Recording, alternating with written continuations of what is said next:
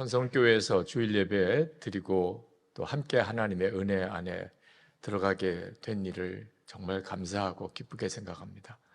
천성교회 모든 성도들 안에 하나님의 은혜가 충만하시되 이번 3일 동안의 집회에서 꼭 함께 나누고 싶었던 메시지는 사실 하나입니다.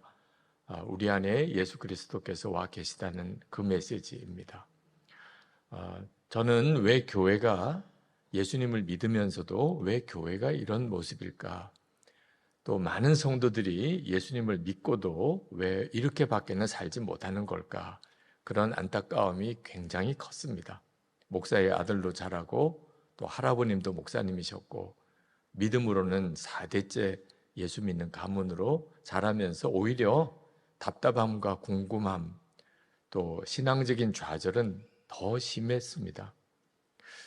그러면서 깨닫게 된 것이 예수님의 십자가의 속죄의 복음을 모르는 것도 아니고 하나님의 나라가 있다는 걸 모르는 것도 아니고 그리고 우리가 영생을 얻었다는 것도 모르는 것도 아니고 그리고 주님이 다시 재림에 오실다는 것도 우리가 다 믿고 알지만 성령 체험도 갖가지 은혜 체험을 다 했으면서도 한 가지가 부족하니까 삶이 안 바뀌고 예수 믿고도 이런 영적인 침체 속에 사는 것이구나 깨달았어요.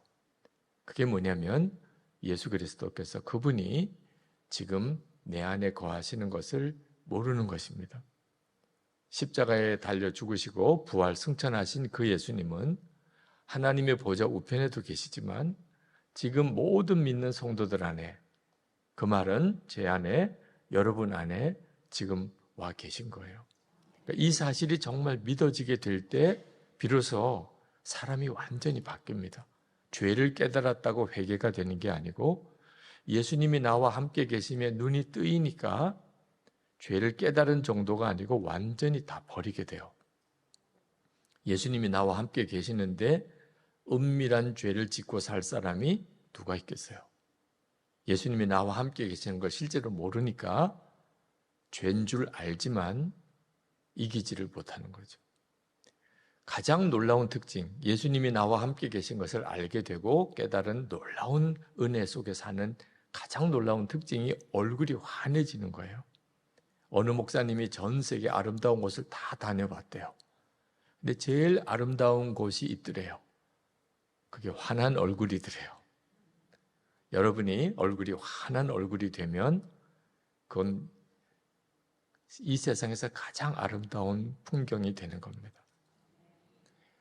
어느 미국의 서부 개척 시대에 서부에서 금광이 발견된 것으로 인해서 골드 러시가 생겼죠. 사람들이 이제 금광을 찾으러 서부로 막 개척을 다니던 그 시절에 그 일단의 무리들이 금맥을 발견을 했어요.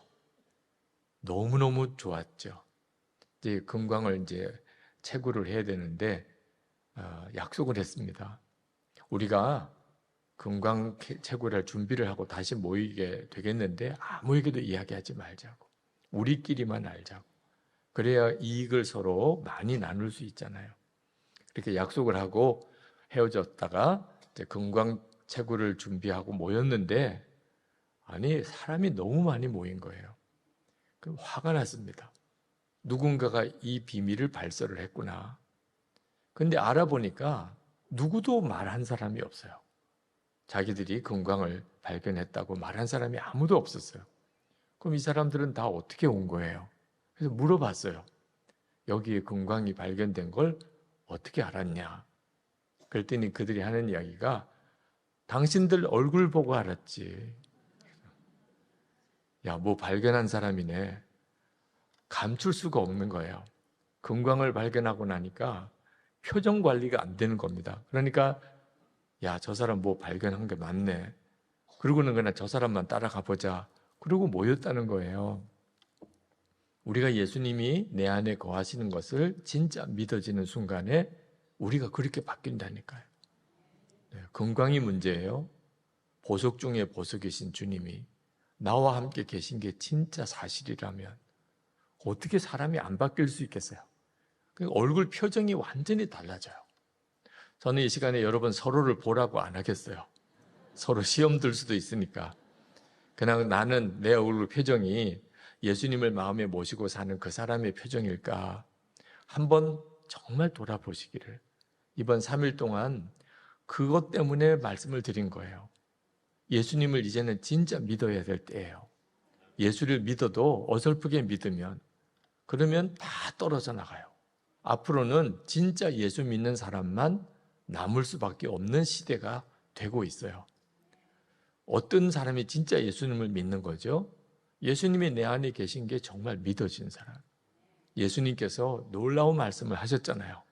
요한복음 15장 5절에 나는 포도나무고 너희는 가지라. 저가 내 안에 내가 저 안에 거하면 저는 많은 열매를 맺을 것이라. 이것이 바로 예수님을 믿는 정확한 표현이에요. 교회 다니는 거, 무슨 체험을 했던 거, 지식이 많은 거, 직분이 중요한 거, 다 정확하게 그 사람이 진짜 예수 믿는 증거는 아니에요. 예수님이 그 사람 안에 거하시는 것이 정말 믿어진 사람. 이 사람이 진짜 예수 믿는 사람이고 그 사람은 하나님의 말씀대로 살라 말라 할 게 없어요. 주님이 내 안에 계신데 주님의 말씀대로 사는 게 가장 복된 걸 너무 잘 알지요. 그렇게 사라지는 거예요. 오몽근 목사님이라는 목사님이 예수님의 마음에 계신 게 정말 믿어지고 그때 느꼈던 그 감동을 글로 쓰셨어요. 참 귀한 글을 쓰셨더라고요. 그래서 여러분에게 한번 읽어드리겠어요. 예수님을 마음에 모신 사람은 어떤 느낌일까? 세계적인 위대한 흑인 연가 가수인 헤이즈가 이런 고백을 했다. 그는 미국 조지아 산골에서 맨발로 도시에 나온 무식한 흑인 청년이었다. 목소리가 좋다고 해서 교회 찬양대에 섰는데 그 덕으로 어느 부자 의삿집에 점심 초대를 받았다. 그 집에서 헤이즈는 처음으로 추궁기를 보았고 그 추궁기로 당대의 명성이 높았던 카루소의 노래를 듣게 되었다. 그 순간을 헤이즈는 이렇게 회상하였다. 카루소의 노래를 듣는 순간 내 가슴에는 요란한 종이 울리기 시작했다. 그리고 내 가슴에는 카루소로 가득 차 있었다. 저 지평선 너머에서 나를 부르는 소리가 들렸다. 나는 그 이후 카루소에게 미쳐 살았다. 카루소가 나를 끌고 갔다. 카루소처럼 말하고 카루소처럼 행동하고 카루소처럼 노래를 불렀다. 바로 그것이 조지아의 산골 청년이 오늘날 세계의 헤이즈가 된 원동력이다. 이런 헤이즈와 같은 경험은 누구에게나 있다. 나도 어렸을 적에 내 가슴 속에는 성복이 누나가 살고 있었다. 예쁜 여학생 교복을 입고 나를 예뻐해주는 성복이 누나는 별천지에서 온 천사와 같았다. 그 누나에게 잘 보이려고 나는 열심히 코를 닦았었다. 그러다가 또 국민학교 5학년 때쯤에는 내 가슴 속에 윤숙이가 살게 되었다. 윤숙이에게 잘 보이려고 다리 위에서 뛰어내리기도 했는데 윤숙이 때문에 공부도 더 열심히 했다. 그러다가 또 내 가슴 속에는 톨스토이가 살게 되었고 데미안이 살게 되었으며 다시 도스토옙스키가 혹은 슈바이처가 살다 가곤 했다. 참 많은 사람들이 내 가슴 속에 살았었다. 지금 아내인 이내도 살았었고 또 어떤 소녀도 어떤 여인도 살곤 했다. 그러던 어느 순간인가 내 가슴 속에는 헤이지의 가슴에 살던 카루소보다 더 강한 힘찬 종이 울리게 되었고 나는 내 가슴에 새로운 주인을 맞아야만 했었다. 그는 방황하던 내 가슴에 깃발을 꽂아주었다. 그는 목마른 내 가슴에 샘물이 되었다. 그는 아내 이내보다도 내 아들 석경이와 뚜기보다도 더 강하게 내 삶을 이끌어갔다. 내 속에서 일어나는 수많은 욕심도 그를 바라보면 눈 녹듯이 쓰러지고 말았다. 내 속에서 번뜩이던 미움의 비수조차도 그의 말을 듣노라면 솜방망이처럼 부드러워지고 말았다. 정욕의 불길도 그의 진실 어린 눈동자 앞에서는 거룩한 감동이 되고 말았다. 더욱 놀라운 것은 그의 사랑에는 투기가 없고 그의 정열에는 나님이 없다는 것이었다. 그는 주인이면서도 종처럼 성자이면서도 창기처럼 알면서도 모르는 것처럼, 내 가슴 속에 있으면서도 없는 것처럼 살아왔다. 그는 내 가슴에 살면서 내 가슴에 들어오는 모든 것을 다 보았다. 늑대가 내 가슴 속에 숨어 들어온 것을, 뱀이 넘어온 것을, 내 가슴의 어느 방에는 창녀까지도 살았던 것을 그는 다 보고 있었다. 그래도 그는 나를 기다려 주었고, 그래도 그는 나를 기대해 주었다. 그렇게 많은 세월 속에 수많은 사람이 내 가슴 속을 지나가고 나서야 나는 비로소 그를 온전히 알게 되었다. 나를 나보다 더 사랑하는 사람, 내가 그렇게 그리워하던 발자국의 주인공, 늘 보고 있어도 보고 싶은 사람. 아, 그 이름 예수다. 나사렛 사람 예수다. 그가 내 가슴 속에 살자 나는 하던 공부를 바꾸었다. 꿈이 바꾸어졌다. 사랑도 취미도 친구도 바꾸어졌다. 그는 그렇게 모든 것을 바꾸는 혁명가이기도 했다. 그러므로 오라. 이대로는 안 되겠다고 하는 사람은 오라. 아니, 누구든 오라. 그를 가슴에 살게 하라. 그러면 그가 사는 가슴에 종소리가 울리고 그대도 헤이즈처럼 되리라. 아멘. 여러분도 정말 예수님을 마음에 모시고 사는 그게 감격이고 충격이고 여러분의 삶의 변화인가요? 우리는 예수님이 우리와 함께 계시다. 그냥 늘 상투적으로 고백은 해요. 내 안에 계시다. 그렇게 우리도 아멘 하기도 합니다. 근데 진짜 예수님이 마음에 계신 사람처럼 못 사는 거예요. 그래서 우리의 신앙생활이 이렇게 방황하는 거예요. 여러분, 우리가 예수님 안에 거해야 예수님이 우리 안에 거하시는 거예요. 요한복음 15장 4절에 내 안에 거하라. 나도 너희 안에 거하리라. 우리가 예수님이 내 마음에 거하신다는 사실을 알고도 왜 그게 실제가 아닌 그런 답답한 삶을 사는가? 우리가 먼저 예수님 안에 거하는 것이 불분명하기 때문이에요. 계속 예수님이 내 안에 계신 증거만 구하지 내가 예수님 안에 거하지 않는 삶을 사니 듣기는 들어도 내게 체험이 아니고 실제가 아니게 되는 겁니다. 우리가 시험 들고 낙심하고 때때로 좌절하고 절망하는 이유는 환경 때문 아니고 사람 때문 아니고 내가 부족해서 때문도 아니에요. 주님은 분명히 말씀하시기를 우리가 예수님 안에 거하지 않으니까 말라 비틀어져 버리는 거예요. 6절 말씀에 사람이 내 안에 거하지 아니하면 가지처럼 밖에 버려져 마르나니 사람들이 그것을 모아다가 불에 던져 사르느니라. 예수님 안에 거하는 삶을 살지 않으니까 그러니까 예수님이 내 안에 거하시는 삶을 그냥 전해주는 말로만 듣는 거예요. 제가 한 번 어느 부흥회를 갔다가 부흥회 낮집회 끝나고 점심 대접 받으러 가는 길에 복도에서 그 교회 집사님 한 분이 기도해 달라고 그리고는 그 자리에서 무릎을 꿇고 우는 거예요. 무슨 사연이 있나 보다. 그래서 목사님께 잠깐 우리 목사님 방에 들어가서 그 집사님의 사정을 듣고 기도를 해드려야 되지 않겠냐고. 그래서 들어가서 들어보니까 기가 막힌 사연이에요. 오늘 정신병원에 있는 고3 이제 입시를 앞두고 있는 딸에게 가는데 내가 이렇게 된 것은 엄마 때문이다. 그런 이제 고백을 하려고 한다는 거예요. 용서해 달라고.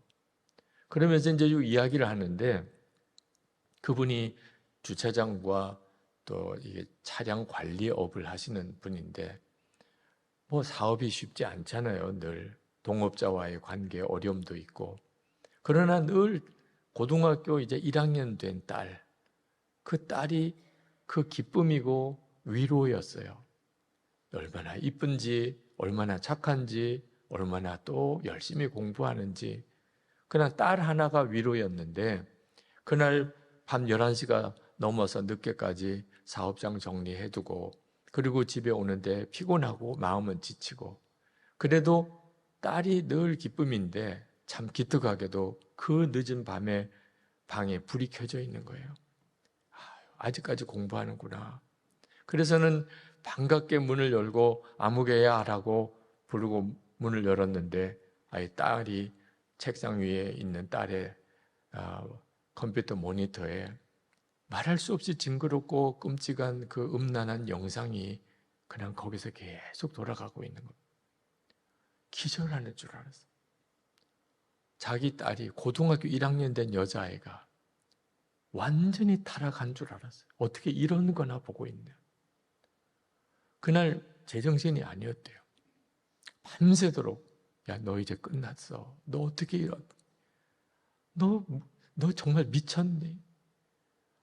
그 아이는 딸대로 얼마나 충격인지 그날 친구들이 너 이런 거 봤니? 뭐 이런 것도 뭐 어떻게 또 볼 수 있고 그런 말을 들으니 얼마나 또 호기심이 드는지 그날 친구들 가르쳐 준 대로 그렇게 인터넷에 접속을 해서 그런 영상을 보고는 이 딸아이는 딸아이대로 놀란 거예요. 그리고는 정신이 없이 그걸 보고 있는데 엄마가 문을 벌컥 연 거예요. 그 딸아이는 또 얼마나 충격을 받았겠어요. 그런 모습을 엄마에게 들킨 것도 그렇고. 그리고 엄마가 하는 이야기를 들어보니까 자기는 끝났대. 이제는 자기는 절망이래. 이젠 다시는 어떻게 회복이 안 된대. 그 딸아이는 또 그날 밤에 잠이나 잘 수 있었겠어요. 그 다음날 학교에서 부모가 빨리 오라고 연락이 왔는데 딸아이가 정신이 이상이 돼 있는 거예요. 정신병원을 왔다 갔다 하고 결국 학교 공부를 제대로 못해서 자퇴하고 검정고시를 쳐야 되는데 정신병원에 지금 들어가 있어요. 근데 그날 낮집회에 참석하고 이 집사님이 깨달은 거예요. 내가 예수님 안에 거하는 삶이 안 되어 있었기 때문에 그날 말씀도 못 보고 살았고 기도도 안 하고 살았고 그저 겨우 주일 예배나 참석한 그런 영적인 상태예요. 시동생하고 사업을 같이 하는데 그게 뭐 사업상 만난 관계가 얼마나 어려워요. 속도 상하고 화도 나고. 그런데 너까지 이러냐? 그 속에 있는 모든 게 그냥 딸에게 다 쏟아부어진 거예요. 자녀들이 자라는 동안에 그런 일을 겪기도 하고 주변에서 잘 그 문제를 잡아주면 얼마든지 잘 극복도 할 수도 있는 일을 그렇게 그냥 다 쏟아부어서 아이를 완전히 망가뜨리는 거예요. 여러분, 주님 안에 거하지 않는 게 이렇게 무서워요. 우리가 예수님을 믿고도 절대로 교회 왔다 갔다 하고 주일 예배 드린 것으로 예수 믿는 것들로 생각하면 큰일 나요. 여러분, 부부 사이의 대화도요. 예수님 안에 거하지 않은 상태에서 하는 말은 서로의 마음을 깊이 고통을 줘요.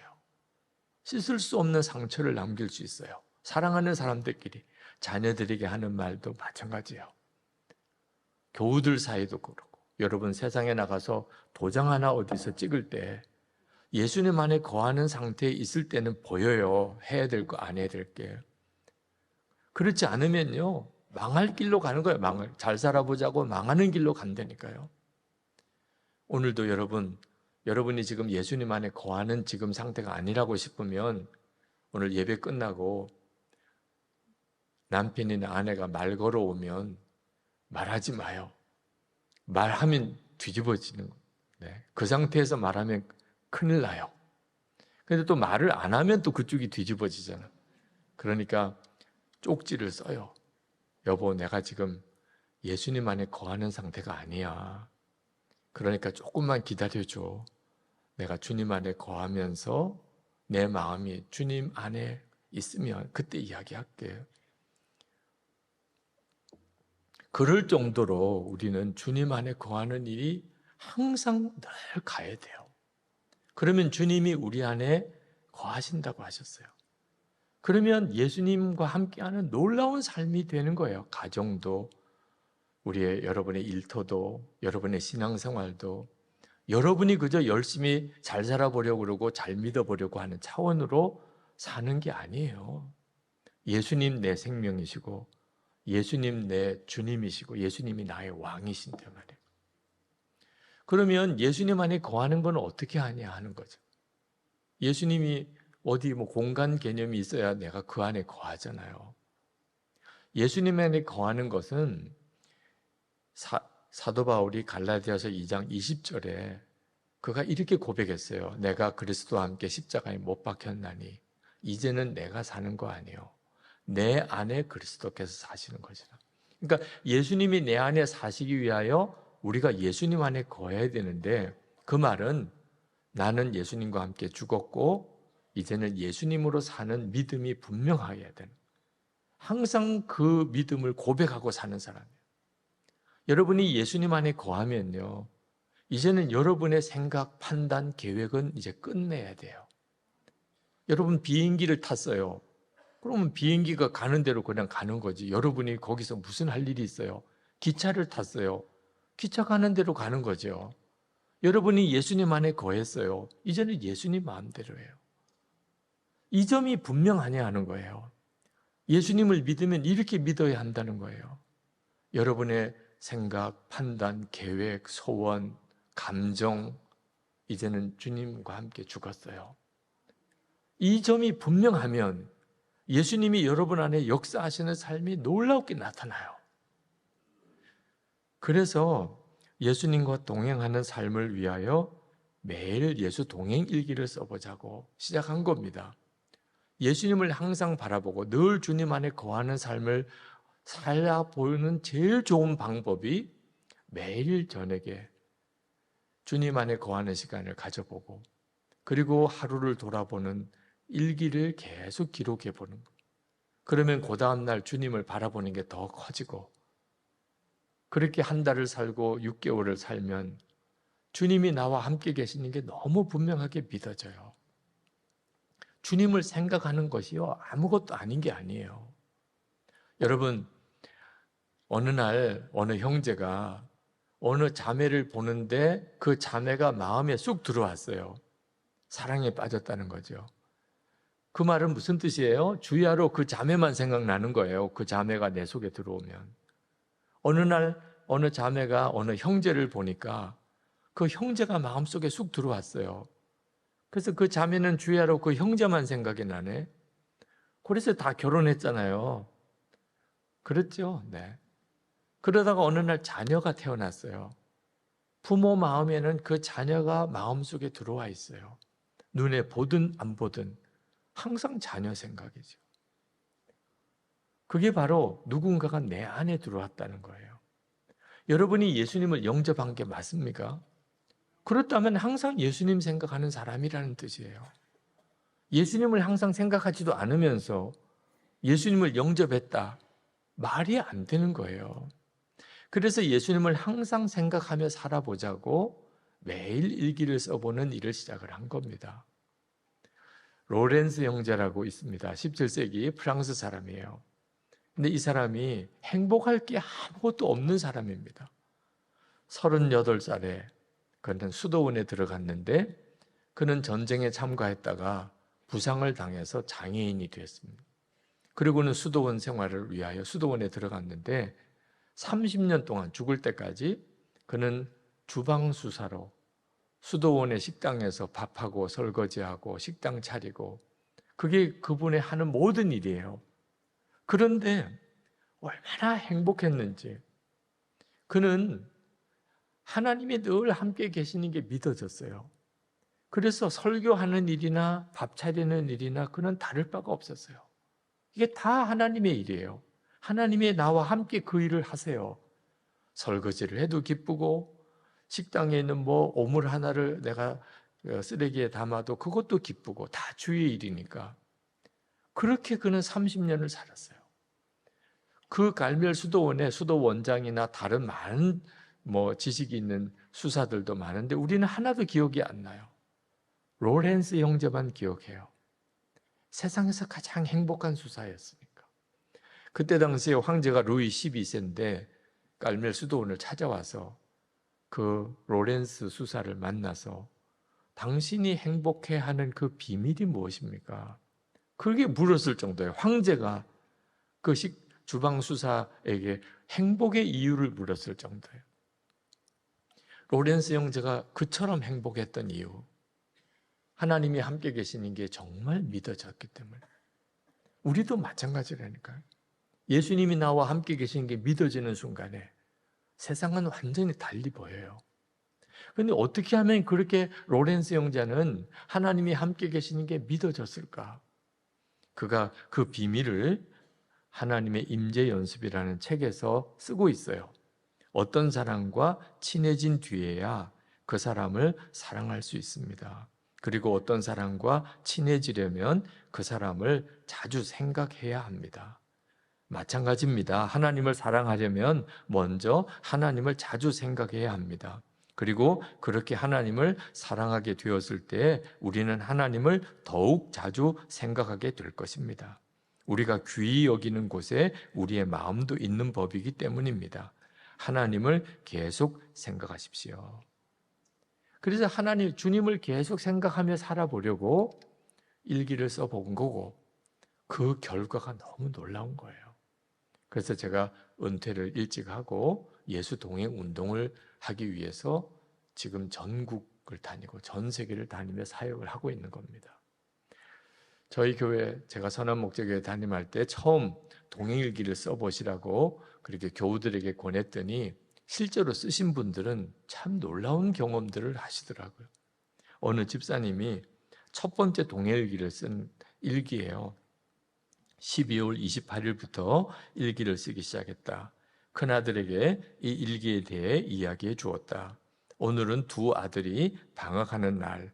아이들은 너무 기뻐했지만 엄마인 나는 말할 수 없는 비통함이 몰려왔다. 이제 이 아들들과 44일간 이 험난한 대장정을 어찌 헤쳐나가야 하나. 게다가 바로 이 순간에 주님과 24시간 동행하는 일기를 써야 되다니. 일기를 쓴 첫날 정말 기적적으로 아이들의 전쟁터 같은 상황에도 큰 소리 잔소리 사라지고 작은 목소리로 타이르거나 야단칠 마음을 참고 지나갔다. 내가 계속해서 주님만 생각해 보려고 집중을 하다 보니 아이들이 호사를 누린 날이 되었다. 큰아들이 다른 때와 다른 엄마를 보고 물었다. 엄마, 그 일기 언제까지 쓸 거예요? 나는 대답했다. 주님 오시는 그날까지. 정말 나의 바람이자 우리 아이들의 이 간절한 바람이 이루어지길 남편은 더 사모함으로 기도할 것이다. 여러분, 그 집사님 집에 예수님이 그날부터 같이 계셨나요? 그렇지 않잖아요. 그 집사님 집에 늘 주님이 함께 주님이 계셨어요. 그런데 어째 그날부터 그 집사님의 집의 분위기가 달라졌죠? 주님 생각해 보면서 살아보려고 하니까, 그리고 그걸 일기로 써보려고 결심하니까 그때부터 주님을 생각하는 게 달라졌다는 거예요. 그리고 주님을 생각해 보니까 말도 달라지고 행동도 달라지고 갑자기 집안 분위기가 완전히 다른 집 같아졌다는 거죠. 여러분, 예수님과 동행하는 삶은 여러분에게 얼마든지 열려져 있어요. 누구 특별한 사람에게만 누리는 거 아니에요. 여러분도 다 누리도록 주님이 여러분 안에 오셨어요. 저는 오늘도 말씀을 전하기 전에 하나님 앞에 한 30분 정말 주님 안에 거하는 시간을 가졌어요. 왜냐하면 이렇게 여러분 앞에 나서서 설교하는 게 굉장히 두려운 일이에요. 여러분들이 이렇게 앉아서 저를 보는 여러분의 눈이 얼마나 무서운 줄 아세요? 은혜 좀 받게 좀 해봐요. 내가 오늘 어떻게 온 줄 아세요? 은혜만 안 돼 봐. 하여튼 뭐 꼭 이런 느낌이신 분들이 많아요. 그 갈급함, 간절함, 사모하는 마음, 그건 뭐 저도 충분히 공감하죠. 근데 문제는 제가 그런 여러분의 눈총을 이겨가면서 말씀을 전해야 한다는 거예요. 보통 강심장으로 못해요. 여러분 한번 서봐요, 여기에. 어떤 느낌일지. 주님 안에 거하는 시간을 충분하게 가져야만, 주님이 그 말씀을 전하라고 하시는구나. 정말 전하고 싶다. 이걸 천성교회 교인들에게 꼭 전해야지. 그런 간절한 마음이 일어나는, 그것 때문에 사실 이렇게 서게 되는 거거든요. 설교하는 목사만 그런가요? 여러분이 부부 사이에 대화를 하든 자녀와 이야기를 나누든 여러분 내일 일터에 나갈 때도 여러분에게 부딪힌 수많은 문제들 앞에서 여러분이 무슨 힘으로 감당해요? 내 안에 거하라. 나도 너희 안에 거하리라. 그러면 열매를 많이 맺을 것이라. 예수님이세요. 지금 우리와 함께 계신 그 예수님. 그분이 여러분의 삶을 바꾸시고 그리고 이 천성교회가 하나님의 영광을 드러내는 교회로 다시 한번 쓰임을 받게 돼요. 어젯밤에 저는요, 저 개인이 충격을 받았어요. 나는 죽고 예수로 사는 그런 삶을 살겠다고, 진짜 믿고 살겠다고 결심하신 분들 일어나라고. 사실 설교 전에는요, 하나님 두세 사람만 있어도 충분합니다. 그랬는데 두세 사람이 아니고 거의 다 일어나시더라고요. 와, 이 교회가 정말 어떻게 하나님이 쓰시려고 하시나 그런 생각이 들었어요.